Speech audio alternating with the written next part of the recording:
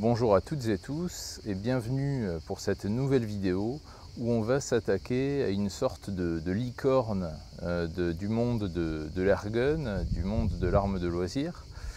Il s'agit d'une carabine à air comprimé à brisure de canon, jusque-là pas de problème, à la différence près qu'elle possède deux canons superposés. Un peu à la manière d'un fusil de chasse superposé.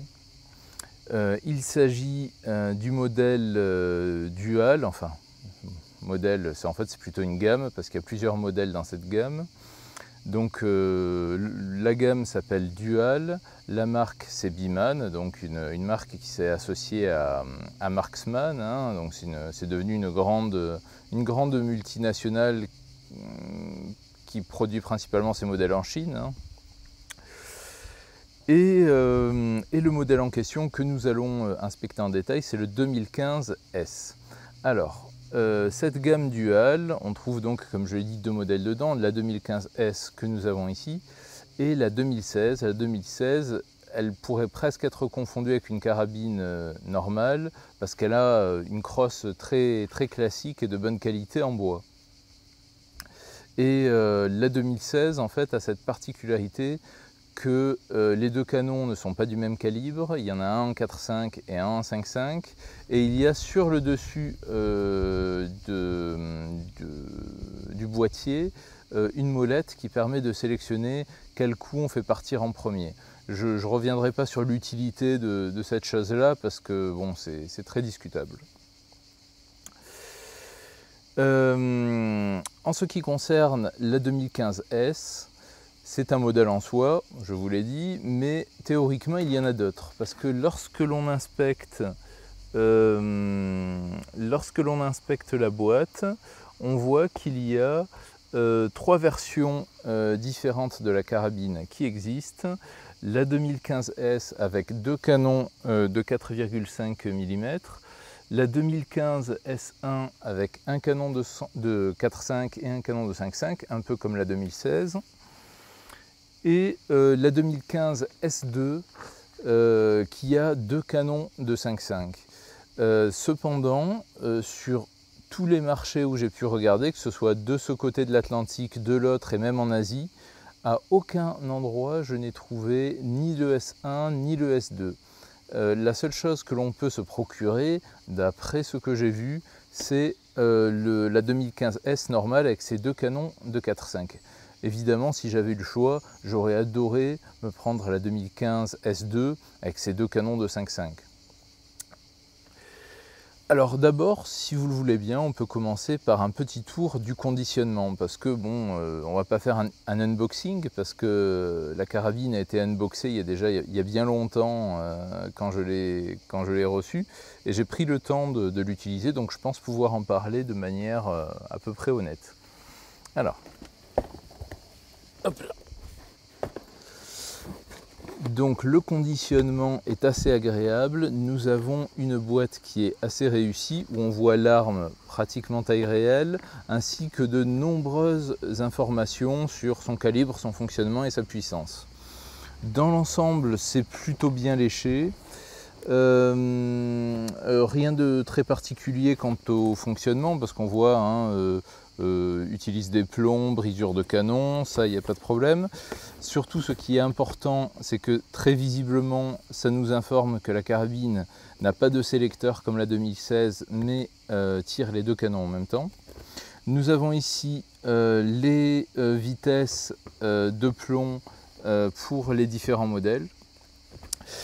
Et par contre, ces informations sur les performances des différents modèles sont contredites par un petit sticker que l'on reçoit ici, principalement là qui est destiné au marché, oui c'est ça, au marché français, voilà, et qui nous dit qu'en gros le modèle français est plus puissant que la version internationale. C'est-à-dire que là il nous affiche 890 fps alors que sur la boîte ils nous disent que la version 4.5 fait 730 FPS. Bon, c'est plutôt un gentil bonus, hein, on ne va pas s'en plaindre. C'est sûrement lié aux législations en vigueur au Royaume-Uni, parce que je pense que ça peut être lié à ça. Autre chose, hop, hop là, voilà. Voilà, on a un petit diagramme parfaitement inutile avec les différentes parties de l'arme, upper barrel, lower barrel, break barrel design, hein, ça sert à rien. Enfin bon, c'est pour ceux qui n'auraient pas compris que c'était break barrel dès le début, c'est marqué partout, mais bon, pourquoi pas. Voilà. Ce que j'aime bien, c'est qu'ils ont quand même marqué all weather synthetic stock, c'est-à-dire une crosse tout temps. Alors moi, ça m'a rappelé les années 90 où les premières crosses synthétiques, il y avait marqué crosse tout temps, comme si c'était merveilleux. Ça n'aura rien à voir avec le bois, c'est une crosse tout temps. Vous pouvez sortir dans la pluie, ça pourrira pas. Bon, je pense pas que les airgunners sortent tellement sous la pluie, donc je pense pas que ça fasse une grosse différence, mais ça m'a fait marrer de voir marqué all weather. Ici on a les vitesses des plombs qui sont rappelées, et bien sûr ici on a le logo Biman avec la mention fatidique Made in China, hein, mais bon, ça on s'y attendait à peu près. Alors sachant que chez Biman on ne trouve pas que du bas de gamme Made in China, on trouve également des carabines PCP, CO2, de très bonne qualité.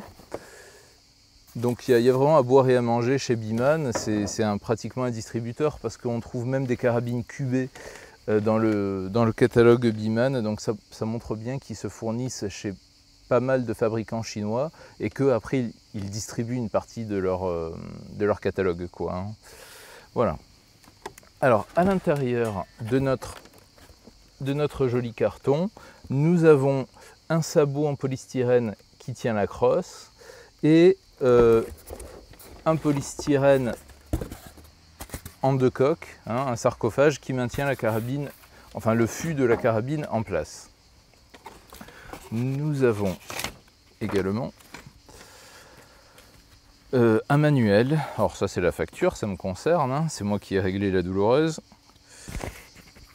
Nous avons donc ce petit manuel. Ce manuel est très intéressant dans le fait qu'il est totalement inintéressant. C'est le manuel non pas de ce modèle, mais de toutes les carabines à ressort Biman.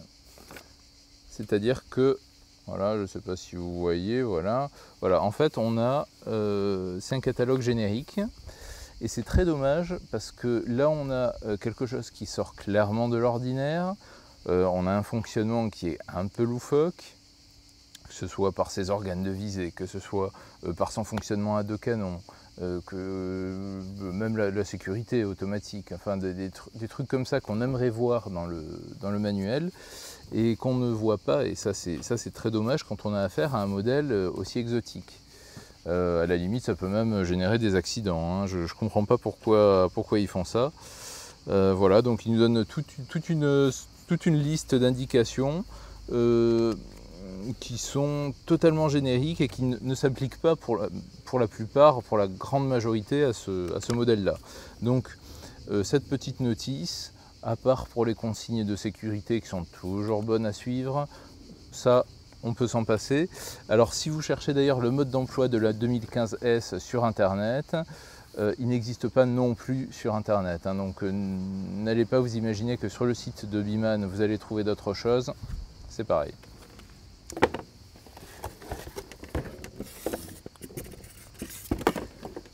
Et voici la bête. Alors, évidemment, est-ce qu'on arrivera à la faire entrer entière dans le champ de la caméra? Ça c'est un voyez ce que ça donne. Elle est tellement grosse, elle fait... bon en fait, on peut la comparer à beaucoup d'armes à feu, c'est-à-dire qu'elle fait 4,1 kg et elle fait à peu près 1,10 m de long. Et en fait, c'est vrai que quand on la porte, voilà, même en étant habitué à des à des armes assez massives comme les Feinwerkbow du club de tir ou des fusils à pompe, hein, parce qu'il se trouve que j'ai un fusil à pompe catégorie C, et ben, en fait il se trouve que ces machins sont à la fois plus lourds et plus imposants que la plupart des armes à feu auxquelles on peut être habitué. Alors ce poids exagéré, enfin exagéré, 4 kg c'est pas non plus le bout du monde. Si vous avez une Weirock 97 ou une Diana Air King, voilà, vous tapez les 4 kg aussi. Là en fait évidemment le poids est principalement dû au fait que l'on a évidemment ces deux canons qui, même s'ils sont relativement courts, parce que vous voyez ici que hop, hop, ça fait 2 mains à peu près, hein, vous voyez, entre l'âme du canon et le... donc c'est assez court, assez petit. Et puis bien sûr, pour propulser ces deux canons, vous avez un ressort immense qui est d'autant plus difficile à armer. Nous avons ici la fameuse crosse tout temps, hein, voilà, donc c'est du plastique intégral, hein. Si on veut faire le tour des matières qui sont employées, nous avons une plaque de couche en caoutchouc, une crosse et un fût entièrement en plastique, un rail qui est en plastique d'une autre matière, hein, c'est toujours du synthétique, j'ai l'impression. Ouais. Je sais pas, c'est peut-être un alliage, hein. Le rail, je mets un doute, hein, on ne sait jamais. Vous avez la hausse ici qui est rétractable, c'est assez pratique, qui est rétractable parce que du coup vous pouvez mettre une optique tout en laissant la hausse réglée en place, quoi, et en la mettant comme ça. Elle est très, très sympa, c'est un des bons points de cette arme. Vous avez bien sûr un fût avec marqué en gros Biman, hein, bien sûr. Voilà. Ici, vous avez un deuxième rail qui est factice. Alors, c'est un problème. C'est un problème parce que déjà, ça fait moche. Et ce qui le rend d'autant plus moche, c'est que ce rail n'est pas droit. En fait, ce rail monte par rapport au reste de l'arme, hein. Si le reste de l'arme était à l'horizontale, vous verriez peut-être que ce rail monte vers le haut, et ça se voit, quand on regarde l'arme, ça se voit de manière assez flagrante. Et on se dit, mais pourquoi ils l'ont mis, quoi, ça sert à rien, on peut rien fixer dessus, c'est moche, et en plus ça défigure l'arme, bon c'est dommage. C'est dommage, à mon avis c'est pour rajouter au look un peu militaire et tactique de cette arme. Voilà, hein, c'est pas comme si ça pouvait pas être meulé ou raboté, mais bon, ce serait quand même un peu dommage, ça dénature l'arme. Alors en fait, il y a aussi un autre problème de ce fût qui est très long, hein, de ce fût un peu militaire, c'est que du coup, lorsque l'on veut armer l'arme, on la met sur le genou, hop. Alors, si j'ai du mal à armer l'arme, c'est pas parce que j'ai arrêté de manger de la viande rouge, c'est juste que je me suis cassé le bras il y a à peu près un mois en faisant du vélo, et donc du coup, j'ai pas complètement récupéré. Voilà. Donc, comme on est obligé d'envoyer la main très loin sur le fût pour choper le canon et l'ouvrir, eh bien, ce n'est pas pratique du tout, et ce qui est presque même dangereux, c'est que quand on fait cette manœuvre, on est presque tenté d'appuyer ici sur la gâchette, ce qui n'est pas terrible, même s'il y a une sécurité automatique. Encore faut-il se fier aux sécurités automatiques. Moi en l'occurrence, je me méfie, surtout sur les modèles d'entrée de gamme. Je pense qu'il faut toujours faire très attention, et y compris quand on ouvre le canon, toujours le maintenir, c'est-à-dire charger les plombs d'une main et maintenir le canon ouvert de l'autre, parce qu'il y a certains modèles qui sont défectueux avec des risques de fermeture intempestive et de relâchement du piston, donc méfiance. Voilà. Et alors voilà. Alors, donc on a cette arme assez étrange, hein, c'est-à-dire au look un peu militaire, un peu brutal, avec ces deux canons qui partent en même temps. Et on est bien obligé de se poser la question, c'est-à-dire qui qui peut acheter cette arme? Quel besoin est-elle censée remplir? Est-ce que... parce qu'en fait, si on regarde la notice, a priori, on est ici sur une arme de sport, hein, voilà. On est dans les Sportsman Series, donc les carabines de loisirs. Alors, est-ce que le tireur sportif va amener ce truc énorme pour faire des scores médiocres dans son club de tir? Je ne pense pas. Surtout que bon, en tirant 2 plombs à la fois, ça ruine toutes les règles connues du tir sportif, donc je pense pas, je ne sais même pas s'ils y ont pensé en fait. Toujours est-il que ce ne sera pas admis. Donc le tireur sportif, à mon avis, va passer son chemin. J'ai vu certains sites internet où on présentait la 2015S comme une carabine spécialement dédiée à la chasse aux nuisibles. Alors, je ne sais pas, je suis quand même un garçon de la campagne. Je ne dis pas que j'ai jamais tiré sur des corbeaux ou sur différentes choses qui pouvaient venir manger les poules ou d'autres choses. Mais vraiment, hein, je ne me vois pas du tout utiliser une carabine 4.5 de moins de 20 joules pour cette utilisation-là. Voilà, à moins d'en rester vraiment au niveau le plus bas de la carabine de jardin, c'est-à-dire je veux tuer le chat du voisin, je veux tuer ceci, cela, bon, c'est de l'utilisation vraiment sans commentaire, quoi, hein. Voilà. Donc ni pour le chasseur ni pour le tireur, qu'est-ce qu'il nous reste? Il nous reste éventuellement le tir de destruction, le tir de loisir, hein, à ce niveau-là. Ça, de ce point de vue-là, à mon avis, la 2015S peut se défendre. Alors, je vous ai préparé... Hop, où est-ce que je l'ai mis? Ah, elle s'est envolée. C'est le pays du Mistral. Voilà. Alors, voici à peu près à une dizaine de mètres le genre de carton que ça fait.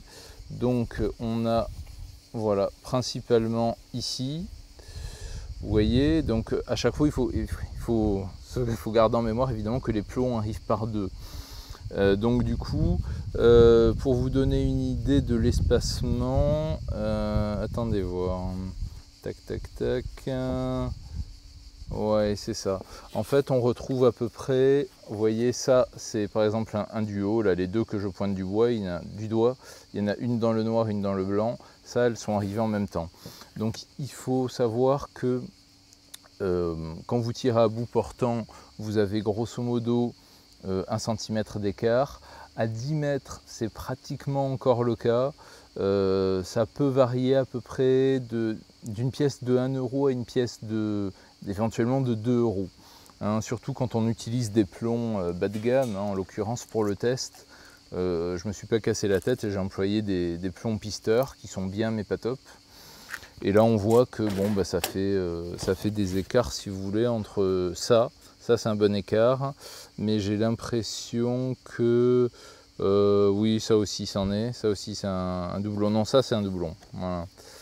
Ça c'est un doublon. Donc voilà, entre 1 cm, 1 cm 5 sur appui, sans appui, il y a une variation un peu plus grande, quoi. Toujours est-il que c'est totalement insuffisant pour du tir sportif. On ne va pas mesurer ce genre de groupement.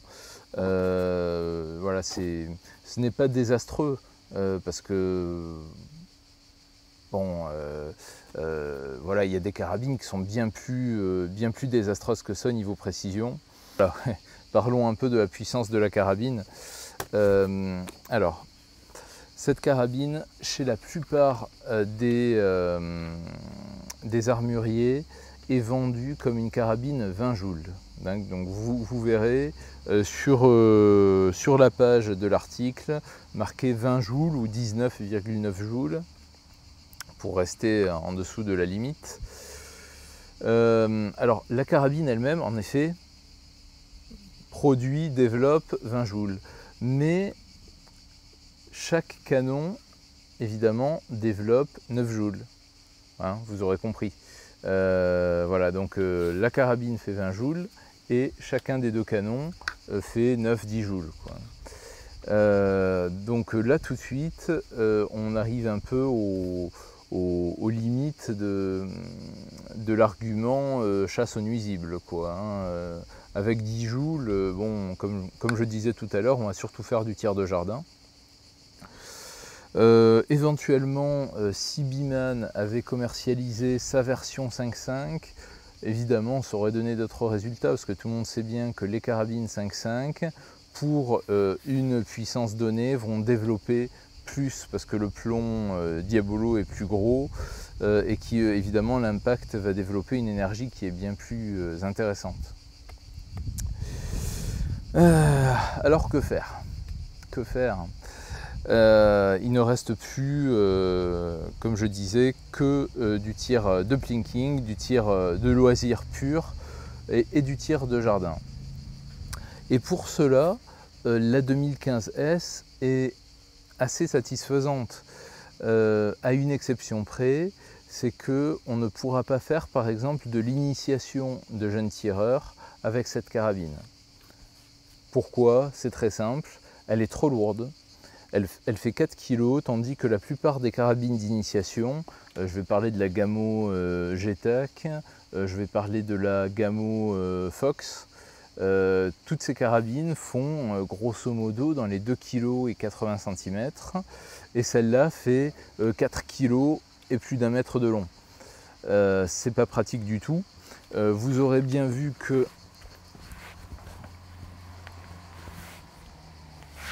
elle s'épaule vraiment sur une morphologie d'adulte, qu'elle est difficilement maniable.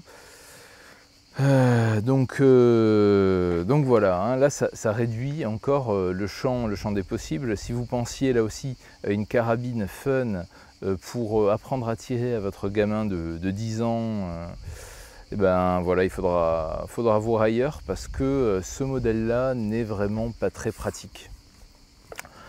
Alors, à quoi pensait vraiment Beeman en présentant cette carabine à l'IWA 2015? Eh bien, je n'en suis pas certain. J'aurais bien aimé voir la propagande qu'ils mettaient sur leur stand ce jour-là.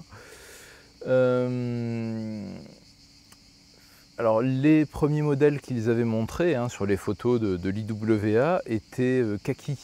Donc, on avait une crosse qui n'était pas noire, mais kaki. Ce qui a ajouté un peu à ce look un peu tactique, agressif. Étonnante, mais pas impressionnante. Voilà un peu le résumé de ce qu'on peut dire sur la Beeman 2015S. La formule en elle-même est étonnante, parce qu'évidemment elle diffère, elle innove de tout ce qui a pu être fait par le passé. Mais elle n'impressionne pas, c'est-à-dire que ses performances sont tout de même médiocres. Sa précision n'est pas mauvaise, mais le fait que les plombs arrivent par deux empêche de mesurer les groupements. Sa puissance est correcte, mais elle n'est pas exceptionnelle non plus, ce qui empêche d'en faire une carabine de destruction de nuisibles comme ce qu'elle est censée être. Alors, que peut-elle faire? Toucher et transpercer une boîte de conserve en alu à 25 ou à 30 mètres, elle peut le faire. Je l'ai fait, je l'ai testé, elle peut le faire. Quand on tire, par exemple, tout à l'heure, c'est le support que j'ai utilisé pour les cibles. Quand on tire sur un support en bois, les plombs s'enfoncent très profondément, que ce soit à 10 mètres ou à 20 mètres. Et pourtant, voilà, que faire de cette carabine qui se cantonne, qu'on le veuille ou non, uniquement à une utilisation très fun ou éventuellement, comme je disais, à une utilisation de jardin pour effrayer ou pour détruire des petits nuisibles à courte distance. Voilà. À aucun moment elle n'arrivera par exemple au pouvoir d'arrêt d'une carabine 5.5 de puissance acceptable, comme une Norica Deadeye GRS en 5.5 ou évidemment des Diana Air King ou des Weirock 87-97. Voilà. Ça se ressent d'ailleurs dans son prix, parce que nous avons ici quand même une carabine qui a été commercialisée lorsqu'elle est sortie dans les plus de 200 € et qui maintenant se retrouve dans les 150 € pour inclus, pratiquement chez tous les fournisseurs. Est-ce que je la conseillerais? Oui. La question c'est à qui? Voilà, c'est un peu la conclusion qu'on peut en tirer. En ce qui me concerne, je pense que je vais la garder, ne serait-ce que pour son pouvoir de destruction sur des cibles fun, sur boîtes de conserve et autres petits objets. Voilà. Évidemment, je ne m'attendais pas un jour à trouver cet engin. Lorsque je l'ai trouvé, j'étais en train de chercher ma nouvelle carabine 4.5 ou 4.5 ou 5.5 plutôt, celle que je comptais amener en club de tir. Les jours où les pas de tir pour arme à feu sont tous occupés. Mais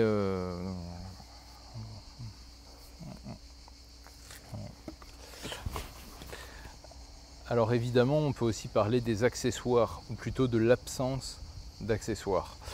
Sur la vidéo qui a été faite par un des distributeurs de cette arme, où on voit pendant 2 minutes l'arme qui tourne dans tous les sens, la plupart des commentateurs demandaient est-ce qu'on peut mettre des silencieux, est-ce qu'on peut mettre des silencieux.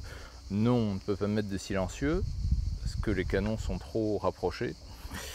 De la même façon, on ne peut rien mettre d'autre, ni de laser, ni rien du tout, parce que le seul rail secondaire est factice.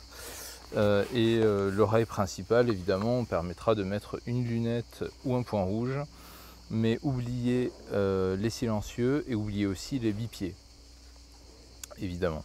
Voilà, les bipieds, alors peut-être éventuellement les bipieds pinces peuvent éventuellement se serrer ici, mais c'est pas sûr du tout, donc dans le doute, ne capitalisez pas là-dessus. Écoutez, je pense qu'on a fait le tour de cette arme. On peut finir en parlant bien sûr de la sécurité automatique, qui est toujours c'est presque indispensable, c'est même excellent. Et nous avons également aussi la possibilité de régler, j'ai pas l'impression que ce soit le poids, mais j'ai plus l'impression que c'est la course de la détente. La détente est elle-même en plastique, d'ailleurs j'avais oublié de le mentionner tout à l'heure en faisant le tour des matériaux utilisés. La détente est en plastique, ce qui évidemment n'est pas terrible. Au niveau de la hausse qui est réglable, j'avais oublié de dire aussi qu'il y a des petits points de couleur sur la hausse et sur le guidon, voilà, qui sont une petite touche. Alors d'habitude, j'ai tendance à dire que ces petits points ne servent à rien à part à déconcentrer lors du tir. Là en l'occurrence, comme c'est soi-disant une carabine de chasse aux nuisibles, imaginons que ça puisse être utile dans des cas où la luminosité n'est pas suffisante, voilà. Écoutez, j'en ai fini pour cette vidéo sur la Biman 2015S. J'espère qu'elle vous sera utile sur ce dont cette carabine est capable et ce dont elle n'est pas capable. Voilà, je vous souhaite de bonnes fins de vacances et à bientôt pour de nouvelles vidéos.